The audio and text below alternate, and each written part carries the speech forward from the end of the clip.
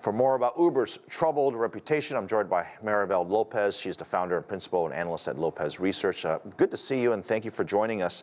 This is not the first time we've talked about Uber facing issues. There's long before it was the CEO, then it was about how they treated drivers, and now this is about riders. Is it us, the media, or does this company have an issue where it just needs to address it? The indiscretions, the revelations, and the corporate culture continues to be an issue for Uber, and I expect this to be the case for some time. The latest, of course, is a lot of female riders, right? There's a major lawsuit. It's a class action lawsuit that female riders are saying that they were either harassed or sexually assaulted in the Uber. Now, I don't know the details of this lawsuit, but it just seems to me if there's 500 people stepping forward, there must be multiples of that don't go reported.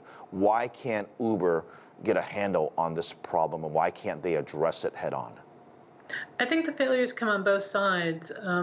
Part of it is making sure that we have the appropriate background checks, which they've been working on for some time. So some of these are older cases, you might imagine, coming in a class action lawsuit. And then part of it is actually on the riders to make sure that they are ensuring that they're in a safe environment. There have been some abilities within the app to make sure that if something is going wrong, you are reporting it immediately, and I think we let it get too far before that actually happens. But in general, it's a very difficult situation to call, and I think even in the taxi cab industry, we had this before, but now there's more light that's been shed on the potential issues for female riders. We talked about this earlier with our producers, and you know, a number of our producers are female, so we were talking about them calling Ubers, and one spoke up and said, actually, she's been hit on a number of times, or where the Uber driver will ask for their phone number, or, you know, not very aggressive. But again, that's in the eye of the beholder. And so for our producer to say that, I was a little bit surprised. And I got to imagine this happens all the time. What are the repercussions, and what is ultimately the penalty that the driver should face, if any, for something like that? Well, one of the issues we really have is there's a failure to be able to actually tell what happened. And part of this has an issue to do with our privacy and security concerns.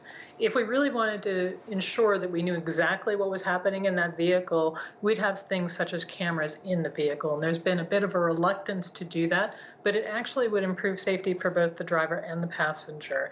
And I think that that could be an important step. But right now we're stuck in a he said, she said, or they said, we said dynamic, and I think that's very difficult. I have seen the cameras in the Uber car, so they're doing it, I suppose, voluntarily already. But is there do we have data points that shows that if there's cameras in the vehicles, that it not only that it eliminates or reduces the risk of these negative events happening?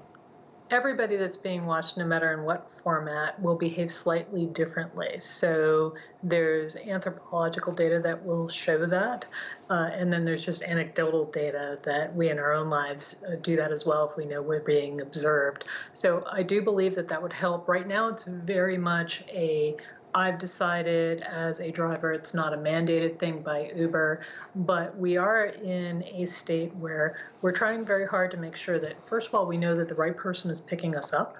So we got through the license plate, we have photos. Occasionally the license plates and the photos don't match up, so we have to be very careful when we're getting into a vehicle to ensure that we're in the right vehicle. A lot of vehicles look the same, so there's certainly, we have to be very sensitive as riders of any sex to make sure that we're in the right vehicle.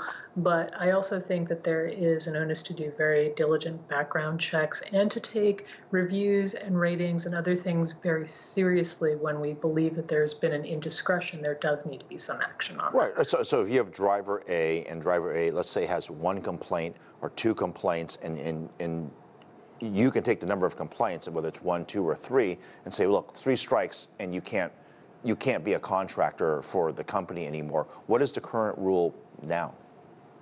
I'm actually not aware. I do believe the rules change quite routinely in terms of what is and what is not considered acceptable. I think there's also different rules depending on what region you're in. So it'd be hard to make a blanket statement about that to date. Really what we have, though, is a fairly crude system for background checks to make sure that you're not an actual criminal. Other than that, there's really not much else that stops someone from being a driver on one of these platforms. Right, and that brings up a really good point. This is where Uber needs to step up and go on the record and say, hey, these are the rules, these are the things that we're implementing to make sure that riders are safe. We can go on a lot longer about this. Maribel, thank you very much for your time. Really appreciate you diving deep into this important topic for us.